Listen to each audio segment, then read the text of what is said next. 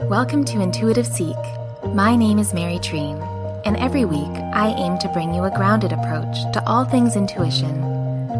Through personal stories, experiences, and practices, offering energetic reflections to help you discover, connect, and fully realize how your unique power of intuition is your own greatest teacher. Hello, welcome everyone. How are you? How has your month been? I don't know about you, but whenever you're listening to this, and even if it is not now, if it is later, much further in the future, whenever you're listening, I really trust the timing of it. So this may be for you, even if it's not April 2024. So I don't know how you have been feeling, but it has been a month already.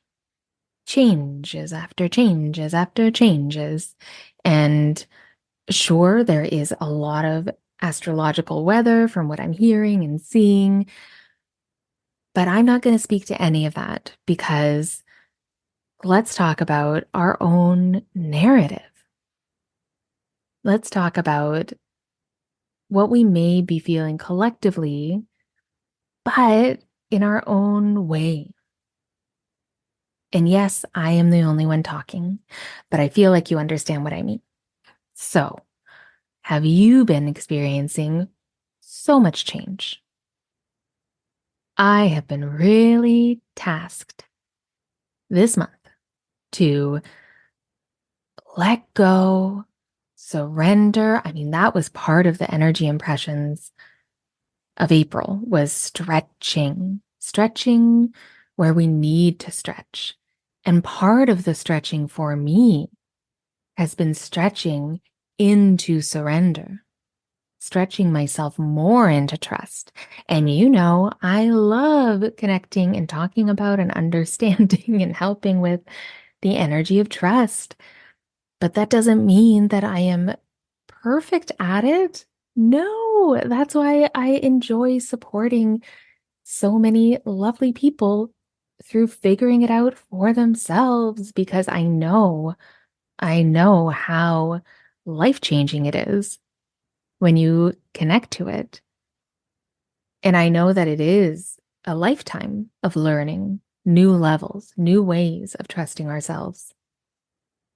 And for me this month already, it's been like so much surrendering expectations, so much surrendering the true surrender, stretching myself so much into allowing so much unknown. Because when there are so many changes, there is a lot that we don't know. There's a lot that I don't know. And as I've been stretching into that surrender, I've been needing, or first of all, that has helped me see what I've been needing to support me so that I can do my work, which is my favorite thing, my intuitive and energy healing work. I have been needing new ways and a new kind of routine in grounding. I've needed a new routine in my workout schedule. And I don't know if I've touched on this before, so forgive me, but in 2020, I got into a real routine of working out 5 days a week, of sweating 5 days a week. And some of those weeks since then have been 4 days. During my root canal, I remember it was 3 days. But it has been such a source of grounding and deeply important for my energy, for my mind, my body, my spirit, everything. So I do love it, and it's a habit. So it's not something that I will not do because it really is part of my life now, which is amazing because before 2020, it was some years I was working out, most years I wasn't. So for 4 years, it's amazing to me. But what I noticed is that I was saying, oh, I really need to work out. Oh, I have to work out. Oh, I didn't work out yet. I need to work out. And that's not the way that I want my exercise, my sweating to be framed, for lack of a better word, that or the intention. That's not the intention that I want to go into my workouts with. And I'm sharing this and with everything on my podcast because maybe there's one of you out there that is experiencing the same thing, and then you get to maybe there's someone else listening, even just one person who also has experienced this, and it's helpful to hear somebody else's point of view. So that is not the intention that I want. I don't want it to be something that I need to do, that I cannot live without, that my brain will not function without, that my anxiety will not go away without or be, actually go away, because that's how I was using it throughout April. And it's only halfway through, but the last 2 weeks have felt very long. And I noticed that because so much is happening and it doesn't really feel like the details are that important, but it has caused a lot of anxious feelings, a lot of up energy, very ungrounded. I know that when I'm feeling that way, bumping into things, feeling very clumsy, having almost like a plugged ear, like when you get water in your ear, that's also a really big sign for me. So I know that if I look to one thing to soothe me, and there can be a lot less healthy ways that I have used in the past. But I know that even if it's something good for me, like getting a great sweat in, if I'm going into it with the intention of, oh, this will fix me, then I am not leading and living my life the way I want to, which is from within, from my heart, from trust. And I know from experience that when I do look to that one thing that's going to make me feel better, it's completely temporary. And then eventually, everything that all of those feelings, all of those symptoms were trying to guide me toward, to look at, to pay attention to, then it gets way too big. And then it's not just a little sweat that will cure it. No, that's when it's like, for me, I can get so overwhelmed with energy that I stand still, that I am moving so quickly and doing so many things, but not getting anywhere with them. And it is the funniest thing looking at it from, in hindsight. And I hope that I'm not being too abstract. I hope you can understand and get what I'm saying. But yeah, that's what happens. And then after a time of that, deep frustration. And then after that, like it just keeps going until I will finally pay attention to what I need. So the two big things that have been helping me the most this month have been grounding practices in the morning, simple meditation, connecting to my energy, feeling embodied in my energy. And of course, I'm sure you know, but if you don't, that I have free meditations on this podcast feed, but you can also go to my Insight Timer, and I have meditations on YouTube too. Those ones, though, if you don't have a premium account, then you'll get ads. So, which is out of my control until certain metrics are met. So best to do Insight Timer or this podcast feed and look for my daily grounding meditation. It is only like 7 minutes and it helps me so much. So if you haven't found one that you love, one that you can really easily kind of fold into your life, I would really recommend that one so much. And then the next thing is, instead of kind of planning my day and then fitting in where I'm going to work out, which is usually what I do, because if it's my schedule isn't the same. So if it's too structured, then I can get kind of thrown off if I have, my clients at different times in different days for each week. So I usually kind of plop it in, but I always do it. So I thought that was great. But this month, I have needed to do it before I start my day, before I have a session, before I host a live meditation, before I, go out and do my errands or see a friend or whatever day it is, whether I'm working or not. It has to be before everything because I need it to be cumulative. I can't have it be something that I go to because I know myself enough that when I do the grounding meditation and then have a good sweat before I do anything else in the day, and I'm very, very lucky and super privileged to be able to do that. And I've designed my life that way, and it is not easy. It is not easy. It is a trust fall, a continuous trust fall, but I would not have it any other way.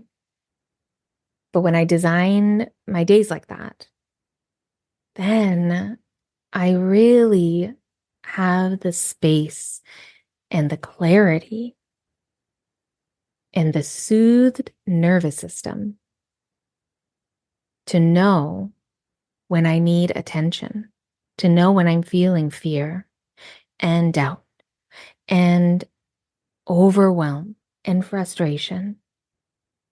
But mostly the fear and the doubt. Those are the big ones this month. But I know that that famous quote by George Adair, I believe, but it's the quote of, maybe not verbatim, but everything you've ever wanted is sitting on the other side of fear. So I know that any fear that I'm feeling, and that can also come in the form for me as feelings of anxiety. My fear can show up that way. And for many, I'm sure, but just speaking from my experience, if I don't have the grounding and my workout done before everything else, then I can feel that fear and look to getting a really good sweat to kind of like literally exercise it out of my body. And it's the same thing if you, watch Netflix or binge a show or binge podcasts. You're trying to move out of that state, that feeling, soothing ourselves, right? Soothing ourselves.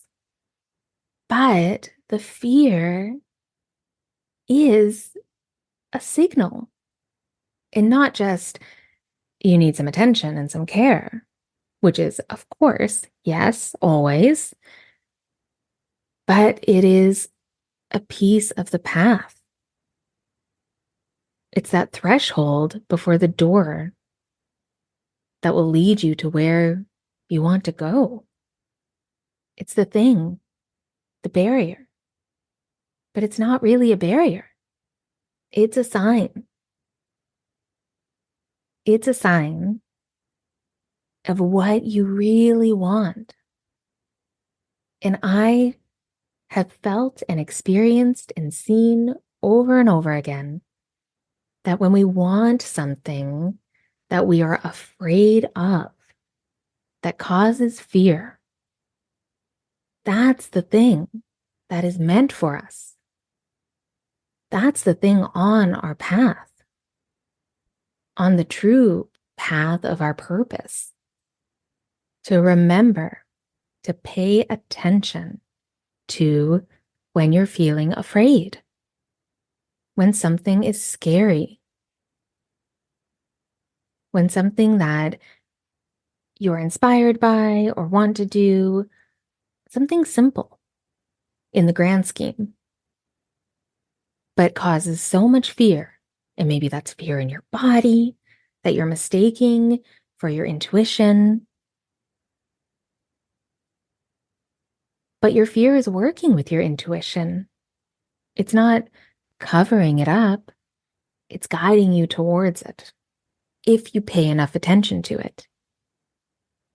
If you take the time to really connect with why you are afraid and what does your fear need from you.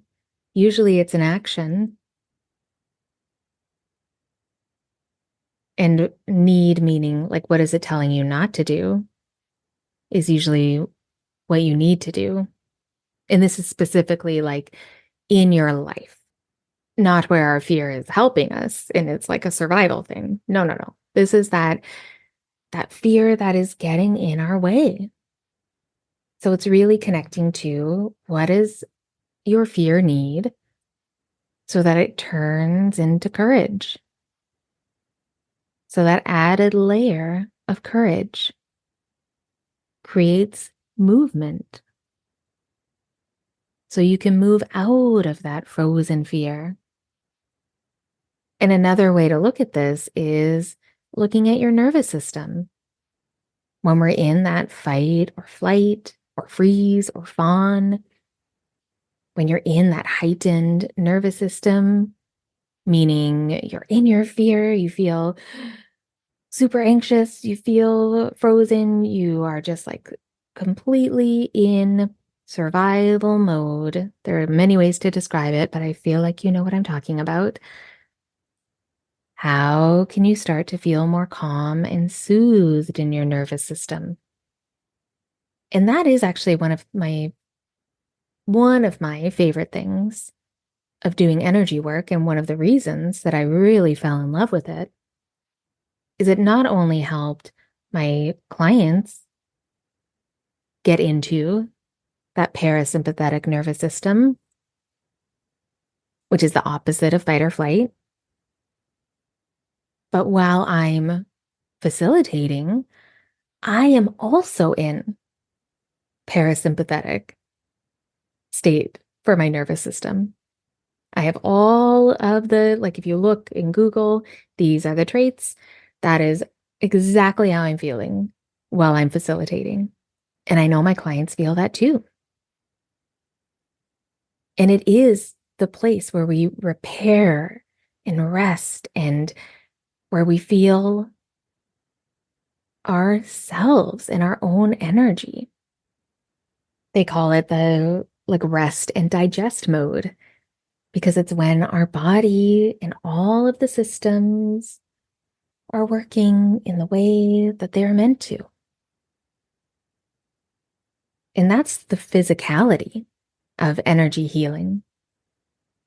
And there has been research too on distance energy healing. I just read a study where they did research on women who had C-sections, and they did, they were using the system of Reiki, is which mine is founded in, the foundation of, and they did a study of in-person and distance. And the distance, the participants, first of all, they did it against a placebo, and there was a difference, which is not surprising. But I love that they have in this research that I was reading, the distance Reiki participants. This is part of it where the distance Reiki group had a significantly lower heart rate and blood pressure post-surgery. And I loved that because that is what I have found. Because I used to do my work in person. And then the pandemic happened, so we couldn't. But I feel like that was completely a blessing because now I work with people from all over the world, and I know that because I am getting into it too, but that my clients through Zoom or remotely, when there's no video, no Zoom, and we're just connecting in the field, quote unquote, together, that they drop more quickly into that parasympathetic state. And it's hard to explain. But I just read that research a couple days ago, and I thought, isn't that interesting? That is exactly what I've noticed as well. And if you read about the founding of Reiki with Mikao Usui, who created it in 1922, he opened the first clinic. He had people write to him that learned about it who were not in Japan, that wanted to be attuned to it so that they could also facilitate it. And even then, they said, oh, yeah, no problem. We can do that. You don't have to be here. It transcends space and time. So, anyways, yes, getting back to if you also need support, then energy healing can really help your grounding and your nervous system as well. And it's a great way to be supported for you to really discover the energy of your emotions, especially if fear is one of them, that you aren't feeling as connected to what the need is, where we can get that courage. That's what energy work really helps with as well.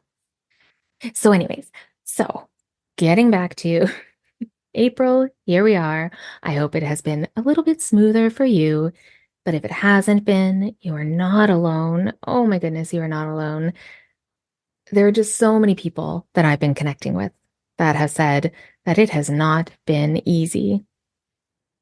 Which I feel like with the energy impressions at the beginning of the month, that is one of the main reasons, probably, that hope was such a big part of it.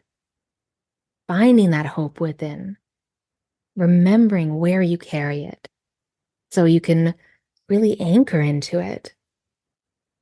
Because we need it this month. We need to have hope through all the changes, through everything that's happening. But I did feel like let's do a mid-April check-in because April is that dynamic month. We're feeling it. So let's dive into mid-April energy impressions. These are to help you, just like the monthly ones, to help you gain a little bit more clarity and a deeper connection to your intuition so that you can navigate the rest of this time with a little bit more ease. So I always go into a nice meditative state and receive the guidance. I allow my intuition to translate it. It felt really beautiful and helpful for me. And I hope some of it is helpful for you too. And of course, always take what you need, leave the rest. But yes, here are your mid-April energy impressions. So the first thing I was seeing is this beautiful picture of hands being like thrust into the soil and really feeling and holding the earth, which felt very connected. And I won't keep connecting it back to the energy impressions from April, but it felt very connected to that grounding our dreams, reworking, rebuilding, relooking at our dreams and how we can bring them out of the daydream into reality. Like really getting our hands in that dirt. And so I was feeling it, feeling the soil, seeing the earth, feeling it between my fingers. And this is what I want you to imagine is feeling your hands in the earth, in the beautiful garden, that kind of soil where you're really reaching and you can feel it in between your fingers. But then I could feel and see that it wasn't just about kind of grounding or earthing. It wasn't just about having your hands in the soil, but it was about feeling around, feeling the seeds that are planted between your fingers, feeling the bulbs that are already bursting through and the roots, but also feeling the ones that are not quite ready yet. So, really anchoring in, grounding into all the different phases, all the different cycles that you have been through and are in right now. But then really understanding, this is what it felt like, really connecting to and understanding, is it time to put your hands in? Is it time to go all in? Which is like a popular phrase, but this felt like a visceral, like example of that going all in, of really putting your hands in the dirt, putting them in the soil of that garden, and being very aware of what is ready and already growing, and what is still a seed, what roots have already started to grow, and what is not ready yet. And so when you can connect to what is already growing, what's ready to grow, that's when I felt, okay, that's how we can connect to the fear that can guide us, to the fear that is the threshold. Where on the other side of fear, just like that quote, is what we want. So you can connect to the thing that is ready, the thing that you have your hands on, and you can feel that the roots are growing and it's time. So what's stopping you? And that was really a beautiful part of the meditation too, was talking about what is stopping us. So if keeping with the garden metaphor of what I was shown, if you had your hand over that bulb that was already bursting through, ready to grow, what is that hand? What needs to break through? That thing that's stopping the growth. Is it doubt? Is it judgment? What do you need to break out of to break through? Do you need to break out of uncertainty? Break out of needing to know? And if you're not sure, the guidance was, well, then sit up straight, put your shoulders back, lead with your heart, which is not a new thing, but it may be new or forgotten by many of us. Are we leading with our heart, even physically? How often do we lead with our heart? Because if we can physically lead with our heart more, then we can find that hope that we really need. Then we can find it in our body. Because trust, the energy of trust, the way that I've seen it, it has a velocity. The more trust you have, the more it moves, the more it goes, the more it expands and extends to so many parts of our lives. But hope has a different energy that I've seen and experienced. Hope has more of a gravity. Hope can kind of offer the dimensions of the foundation that we need. So now with hope, we can feel more grounded. We can allow it to help us be where we are now. And there is a really lovely quote that I wanted to share from my beautiful friend, Sophia. The quote is not from her, but she shared it with me. She didn't say the quote. The quote is by Rebecca Solnit, but Sophia shared it with me. So thank you, Sophia. Hope is not a lottery ticket you can sit on the sofa and clutch, feeling lucky. It is an axe you break down doors with in an emergency. To hope is to give yourself to the future. And that commitment to the future is what makes the present inhabitable. So if you haven't had time to really connect to your hope, this is your sign. Where is your hope? And how can it help you be here and back to the present to unblock and break through what's holding back that growth that is just ready to go? And then the last message in this, mini energy update impression check-in for April. And I love this idea and this perspective. And as always, take what you need, leave the rest, but these are all ways for you to connect back to the present, to who you are now and what you need and what your intuition is telling you, and how you can trust that translation more. So the message that I received about the energy right now is, who are you without a reflection? And that really felt like when you choose to look for your reflection in too many things around you, when you are searching for yourself to be reflected to you so you can see yourself, that's when we really move away from ourselves. That when we look to too many things outside of ourselves to tell us who we are, even if the intention is to empower you, which is usually what it is, these self-development tools, they're for empowering. But when we do too many, when we're looking to too many things, it's like a hall of mirrors. It's like a fun house. It's disorienting and confusing and can feel chaotic, and it can be really false.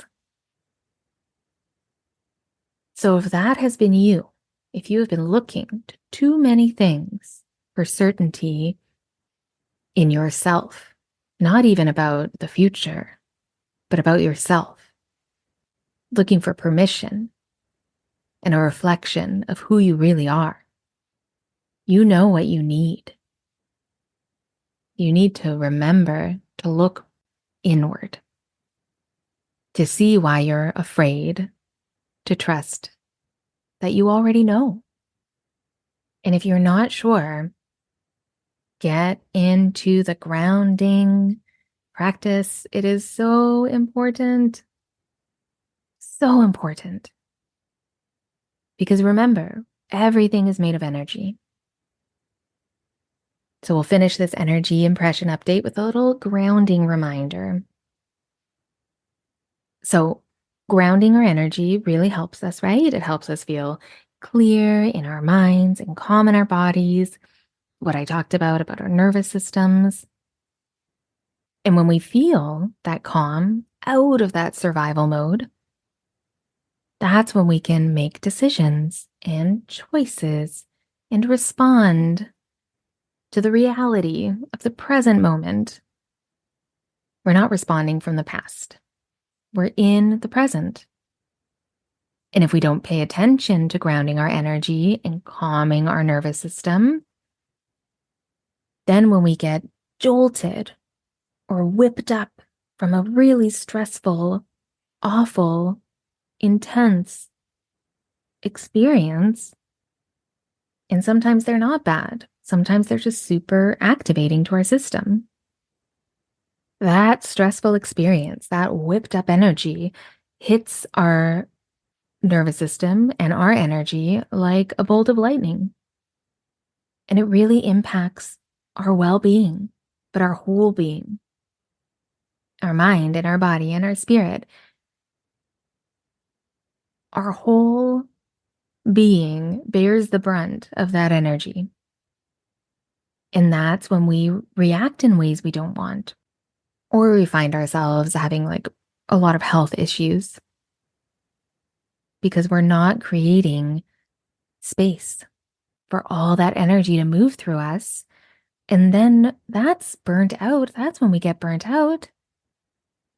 We literally burn out our electrical system because we're made of energy.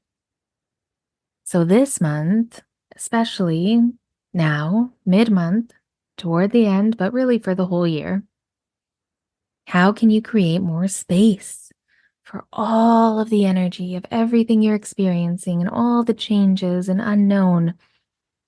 How are you creating space for all of that energy to move through? How can you come back to yourself now, today, to remember that everything you need to know, everything you're searching for, everything you're seeking, the answers are already within you. They're in your energy.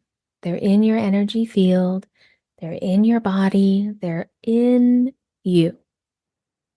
They're weaving through, just waiting for you to pay attention.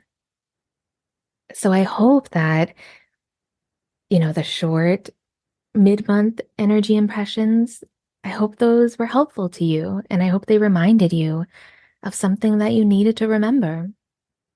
And if you need support in finding that fear, on understanding what is on the other side of that fear, really? Like, is that really something I can do? Reach out. Let me know. I do have my Wild Trust group starting in May. And yes, there are spots. So please click the link in the show notes. Have a look again. Wild Trust is a group healing and development journey. It is an intimate circle that took me 2 years to create the structure for. And it is 7 months, and it is carefully designed to really nurture and support you through the lens of grounded, intuitive energy healing and intuitive development. And it's a space to help you unearth and reconnect with yourself, your intuition, the wisdom in your heart, and all of the depths of your energy. Because your unique energy is extremely powerful. So when you learn how to connect to it in all the different ways that we're going to be moving through for the 7 months, it becomes an incredibly transformative experience, but in a grounded way that you will enjoy, truly. So yes, if you're interested, click the link in the show notes and you can book a consultation call with me. And if you listen to the first episode from April with the energy impressions, I am still looking at dates for my spoon bending workshop. So keep an eye on your email if you are on my email list and on my Instagram. So thank you again for listening to this episode of Intuitive Seek. As always, I would love to hear from you. If you resonated with anything that I shared or with the energy that I'm feeling for the mid-month, and any thoughts or questions too, please do not hesitate to send me a message. And my website and my Instagram, easiest way to get a hold of me, are in the show notes, easy to click. So just look there, scroll down from where you're listening. And also, hugely appreciated if you subscribe or follow wherever you get your podcasts. And if you feel called to give some support, then share with a friend, or you could leave a review, which is always so, so appreciated and really helps other people find this podcast. So thank you. Be kind to yourself, and I'll talk to you soon.